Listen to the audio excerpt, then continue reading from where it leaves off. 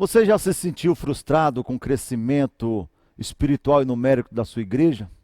Você já passou por dificuldade onde você projetou, sonhou e nada aconteceu? Já se sentiu que todas as ações que você faz na igreja não gera, não faz crescer? Você já ficou com aquela síndrome que parece que você está sempre no mesmo lugar, referente ao crescimento da igreja, o crescimento estabelecido por Deus? Se você nunca passou por isso, eu gostaria de dizer que eu já passei. No meu início do ministério, eu assumi uma igreja, e essa igreja praticamente com 10 pessoas. E passei praticamente 2 anos e meio, vendo os mesmos rostos, as mesmas pessoas. Não era porque eu não trabalhava, pelo contrário, todas as minhas ações de evangelização, de sair na rua, de evangelizar, de pregar, mas na verdade nada acontecia. Nada acontecia. Até um dia que eu fui ministrado pelo Senhor. E o Senhor falou que Ele não me levou lá para ganhar, mas para tratar dentro do meu coração, dentro da minha vida. A partir do momento que eu fui tratado, restaurado, as coisas começaram a acontecer. Mas em meio a essas dificuldades, em meio a esses problemas, sempre eu questionava isso com os membros da igreja local. Por que a nossa igreja não cresce? Quando eu questionava para as pessoas por que a igreja não crescia, para os membros, sempre tinha a mesma resposta: pastor, não liga para isso não, o importante é a qualidade. E eu começava a procurar qualidade diante daquela situação e não via. E eu pensava o seguinte: então quer dizer que a qualidade não gera crescimento? Com o tempo percebi, ao contrário, que sem a qualidade não tem como alcançar o crescimento. A igreja cresce é porque as pessoas veem que existe algo bom. Alguma coisa boa chama a atenção e faz com que outros tenham vontade de chamar, de convidar, para que possa estar ali. Então, na realidade, meu amado irmão, minha amada irmã, eu percebia que eu até discipulava, cuidava, visitava, dava estudo, o discipulado existia, mas o resultado não gerava, não mudava. Foram 2 anos e meio.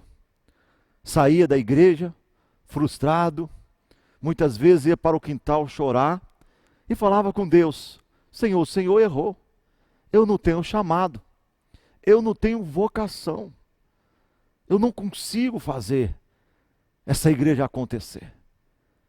A frustração ela vinha porque infelizmente eu botava tudo isso numa questão do meu chamado e não numa visão de preparação para alcançar pessoas. Claramente, meu amado irmão, há um discurso: discipulado é um estilo de vida. E realmente não é um discurso, é uma verdade. Discipulado é um estilo de vida. Mas as pessoas começaram a usar esta verdade como desculpa. O discipulado é um estilo de vida. Eu vou viver discipulando o que eu fazia lá. Mas o discipulado ele precisa gerar também resultado. E o resultado é o quê? É o crescimento. O discipulado é a estruturação. E o crescimento é o resultado desse discipulado. Bispo Josué, na sua carta Pastoreio de Pequenos Grupos, disse em 1999 o seguinte: o discipulado não vai resolver o problema de crescimento rápido das igrejas, mas possibilitará o crescimento sempre crescente, permanente desses evangelizados. Sendo assim, o discipulado, ele é importante. A igreja de célula é importante, não para gerar um crescimento rápido, mas um crescimento eficaz, constante, edificante para o corpo de Cristo.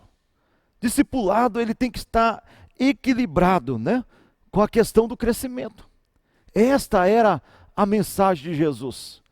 A mensagem de Jesus era equilibrar discipulado com os discípulos e resultado de alcance de pessoas e de lugares. E isto é muito importante. Primeiro, o resultado. O chamado aos discípulos, em Marcos capítulo de número 1, 17, Jesus ele é claro em dizer o seguinte: vinde após mim, e eu vos farei pescadores de homem. Jesus está chamando os discípulos para quê? Para serem pescadores de homem, para ter resultado. A pesca é para alcançar, para pegar muitos peixes. Então, pescaria de homens seria alcançar várias pessoas, homens, mulheres, crianças, com a mensagem do Evangelho, com a mensagem do Evangelho do Senhor Jesus. Depois nós vemos em Marcos capítulo 3, verso 4, o seguinte: o segundo chamado de Jesus. O segundo chamado de Jesus é muito diferente do primeiro. Se o primeiro é para dar resultado, o segundo chamado, em Marcos 13, 14, diz assim: então designou 12 para estarem com ele e para os enviar a pregar. Então esse chamado agora não é para resultado. Esse chamado agora é para relacionamento. Chamando os discípulos agora para serem companheiros, para estarem juntos, do lado, com a convicção do pastoreio, do cuidado, do relacionamento.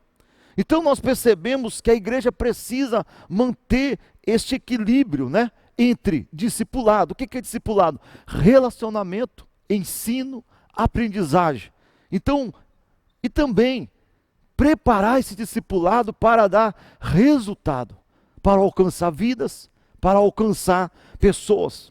Duas parábolas de Jesus falam sobre essa questão. Talvez você esteja falando, não, Jesus não fala sobre crescimento. Jesus não fala sobre crescer igreja. Jesus não fala sobre multiplicar. Mas na verdade eu chamo sua atenção para duas parábolas que Jesus vai falar a respeito de crescimento. A primeira parábola é a parábola do semeador, Mateus capítulo 13. Então, Jesus fala que o semeador saiu para semear. Isto é responsabilidade nossa de semear. Semear é como implantar, é sonhar.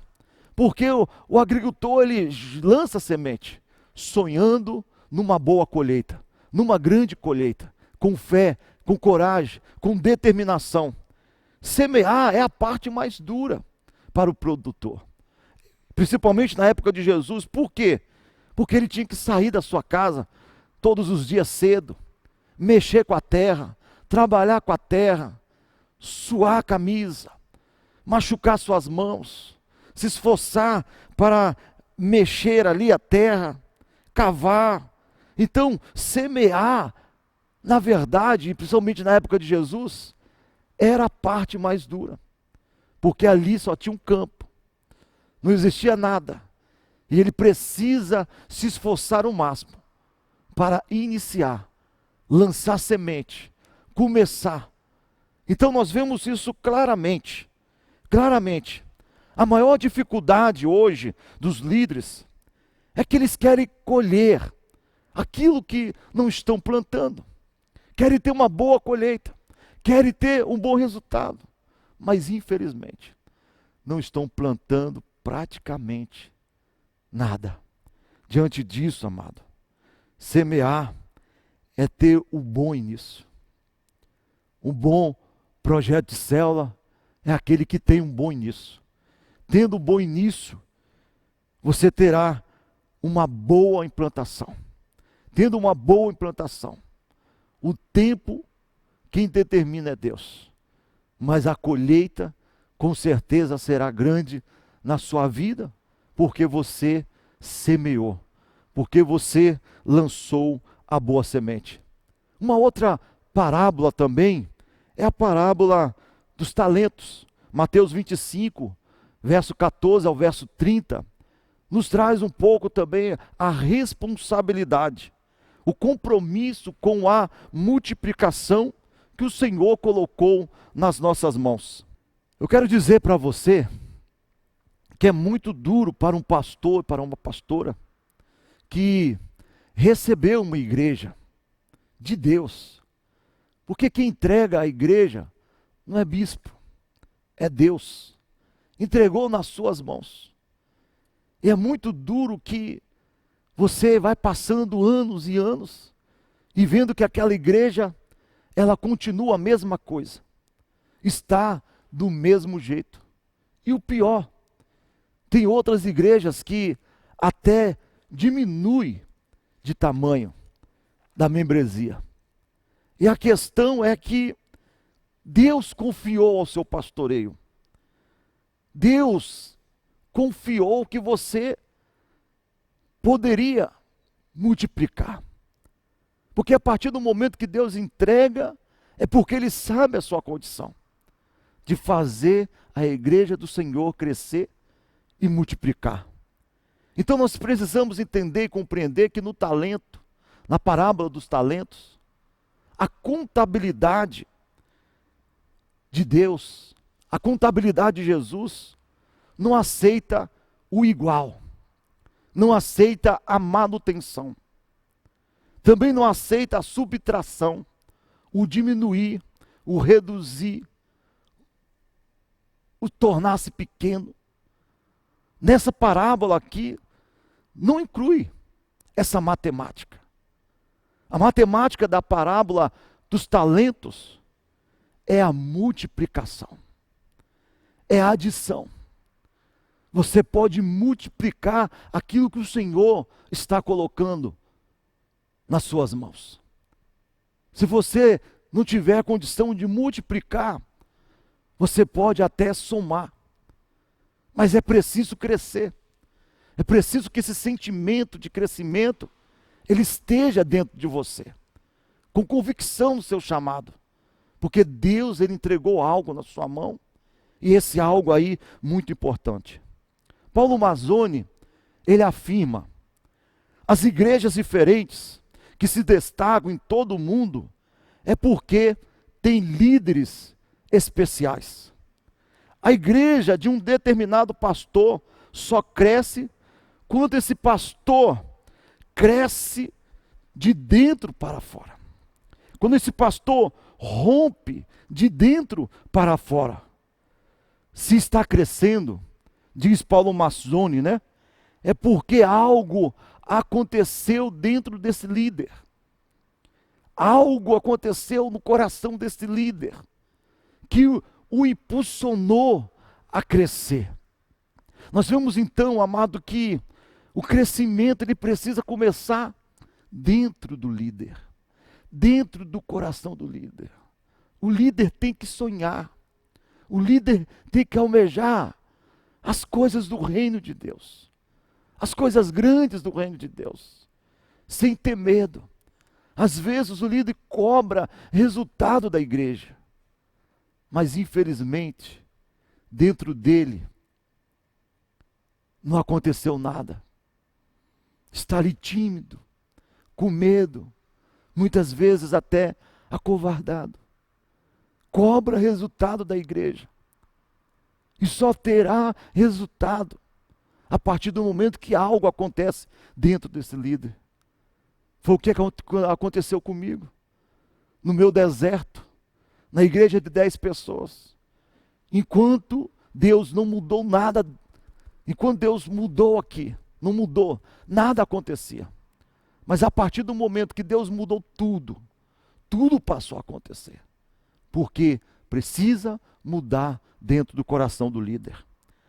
Outra coisa importante é o equilíbrio entre o relacionamento e também o resultado. Quantas vezes você já ouviu que a igreja metodista não é uma igreja que nasceu para ser grande? Não é uma igreja de massa? Eu cansei de ouvir.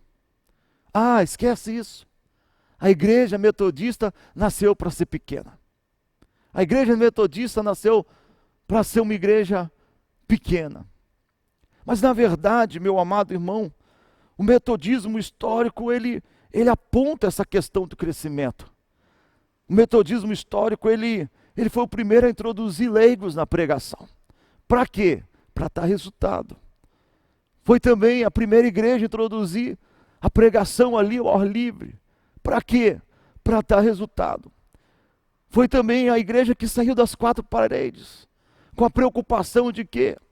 De anunciar o evangelho nas minas, nas fábricas, nas ruas, nos cemitérios. Mas por que estava acontecendo tudo isso dentro do metodismo? Para obter resultado de crescimento. Só isso. Então você precisa entender isso. E quando o Wesley criou esses instrumentos de crescimento, o Wesley também criou a questão do crescimento através do discipulado, através das bendes, né? Que era grupo homogêneos de 6 pessoas, casados, solteiros, rapazes, moças, para que pudesse ter um convívio ali, essas 6 pessoas pudessem estar próximas, pudessem pastorear uma a outra e o resultado estabelecer. E também as classes, que era agora de 12 pessoas, podendo ter homens e mulheres, para que esse pastoreio pudesse acontecer. Uma coisa é você crescer, e outra coisa é você crescer com qualidade. O resultado disto é uma igreja com potencial muito grande, que pode alcançar cidades, lugarejos, e até mesmo nação, assim como Wesley alcançou a Inglaterra e depois alcançou os Estados Unidos, e hoje somos uma igreja muito grande no mundo, porque alguém sonhou, alguém projetou, alguém permitiu romper dentro de si, e este homem foi John Wesley. Já na época de Wesley mostra esse equilíbrio entre esse discipulado, né? Essa questão de qualidade, crescimento, para o quê? Potencializar a igreja através do discipulado e o resultado de crescimento. O bispo Adriel de Souza Maia, ele diz na carta sobre crescimento da igreja, lá em 1992, muito tempo atrás, ele diz o seguinte: o crescimento quantitativo e qualitativo implicam e deverão acontecer ao mesmo tempo, pois no crescimento quantitativo, isolado do crescimento qualitativo, a igreja torna-se risco de ser um peso. Então, o crescimento ele precisa acontecer de forma unida, unificada, qualidade, quantidade, para que o resultado possa ser um crescimento exponencial, um crescimento extraordinário. E a célula, meu amado irmão, a célula é este instrumento de Deus para os nossos dias, para que a igreja do Senhor, ela venha obter um grande crescimento. É uma estratégia, principalmente para nós, os metodistas. Nós, como metodistas, nós carregamos dentro de nós o DNA wesleyano. Não podemos, amado, ter medo de crescer. Não podemos ser contra o crescimento numérico, junto com o crescimento espiritual, isto é, o crescimento de qualidade. Nós, como esse DNA wesleyano, pelo contrário, precisamos resgatar na igreja a vontade de crescer e de alcançar lugares, cidades, territórios e até mesmo uma nação. No livro Wesley, o povo chamado metodista, diz que em 1766, na Inglaterra já alcançava-se o número de mais de 20.000 metodistas. Que maravilha! Na Inglaterra, isto é, aproximadamente, depois de 30 anos, um grupo de pessoas que oravam dentro de uma faculdade, em torno ali de menos de 10 pessoas, em menos de 30 anos, alcança 20.000 pessoas. 20.000 pessoas. Por isso nós não podemos ter o medo e a preocupação de querer crescer, de querer avançar, de romper, de ir além. Isto é pouco diante do resultado do metodismo nos Estados Unidos. Nos Estados Unidos, o crescimento é muito maior. Já nos Estados Unidos, o metodismo sai de um número de 15 mil membros no período pós-independência, no ano de 1784, para 1 milhão de pessoas em 1850, isto é, depois de 66 anos de existência, o metodismo alcança 1 milhão de pessoas dentro dos Estados Unidos. O metodismo nos Estados Unidos, a evangelização foi aprimorada, melhorada diante da Inglaterra, para alcançar uma grande multidão. Na época do inverno, falava que só 2 coisas estariam no lado de fora. Ou seria corvo ou um metodista. Incansável na evangelização, na pregação. Porque a igreja ali nos Estados Unidos sonhava em crescer no verão, primavera, outono e inverno. Qualquer tempo era tempo de pregar o evangelho do Senhor. Diante disto, por que muitos pastores e pastoras metodistas têm medo de crescer? Tem medo quando ouve a palavra crescimento. Tem medo quando o assunto é célula. Falou em célula, a pessoa cria logo medo. E, na verdade, eu percebo que esse medo, ele foi causado por erros dentro da implantação da igreja de célula. Caio Fábio, no seu livro sobre crescimento integral da igreja, escreveu lá em 1994: quem cresce não sabe, e quem sabe não cresce. O pessoal que está crescendo não sabe muito sobre nada, e o pessoal que acha que sabe muito é o pessoal que não cresce nada. O pessoal que sabe e não cresce, senta com os cotovelos doendo, tanto que não pode nem se dobrar. A crítica de Caio Fábio aqui, em 1994, era o seguinte: as pessoas que não tinham conhecimento, que não sabiam de nada, cresciam. As igrejas neopentecostais, com as suas campanhas, as questões místicas da fé, estavam crescendo. E muita gente, muitos pastores e pastoras, formados e formadas, muitas vezes teólogos, mestres, doutores, não cresciam. Esse era o questionamento de Caio Fábio, em 1994. E muitas vezes uma pessoa que não tinha sequer estudo, expandiu, cresceu e fazia a coisa acontecer. Só que era um crescimento também de circulação. Um crescimento sem qualidade, sem esse equilíbrio. A pessoa ia por uma necessidade e depois que alcançava essa necessidade, se afastava, desistia, ou procurava algo mais sólido, com base mais sólida, referente a Deus e a questão do Senhor. Por isso, meu amado, essa crítica em 94, ela fez com que homens, mulheres, líderes, pastores, que sabiam, que pesquisaram, que procuraram saber e resgatar isso da nossa tradição evangélica, a criar um instrumento de crescimento que pudesse alcançar pessoas, que pudesse sair das 4 paredes e ir adiante. Esses homens pesquisaram muito.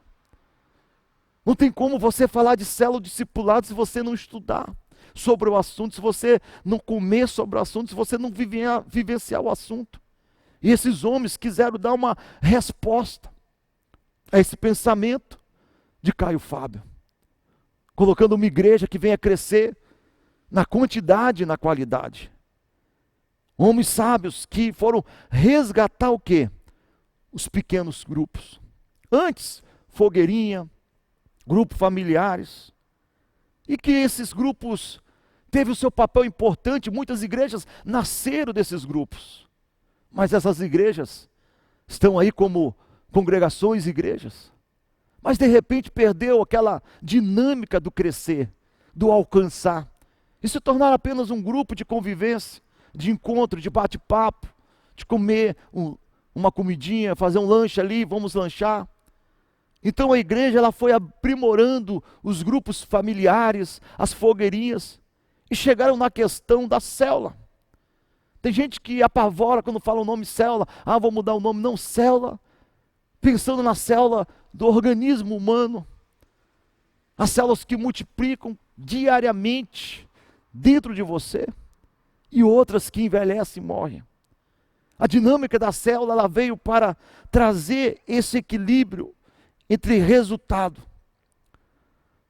Na verdade, muitos têm medo porque tentaram empurrar a célula, tentaram pegar a célula por goela abaixo, aceita dessa forma, desse projeto.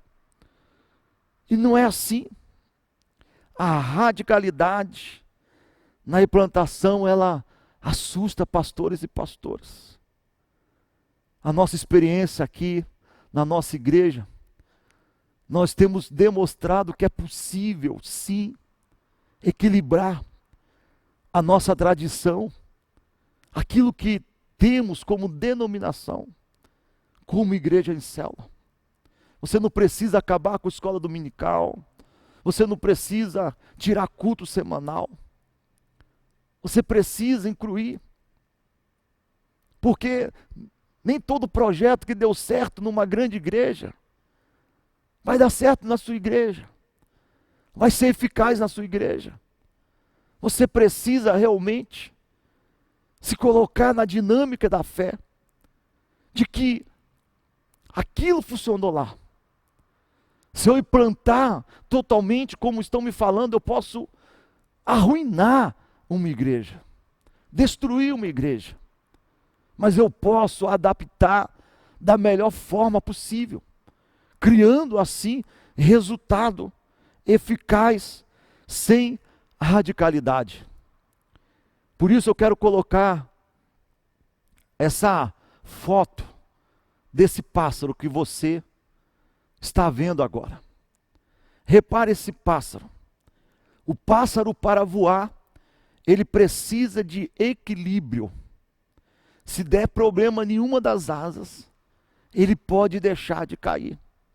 Você percebe que o meio deste pássaro, então, é a igreja do Senhor. A igreja, o culto, a celebração. Isso é muito importante.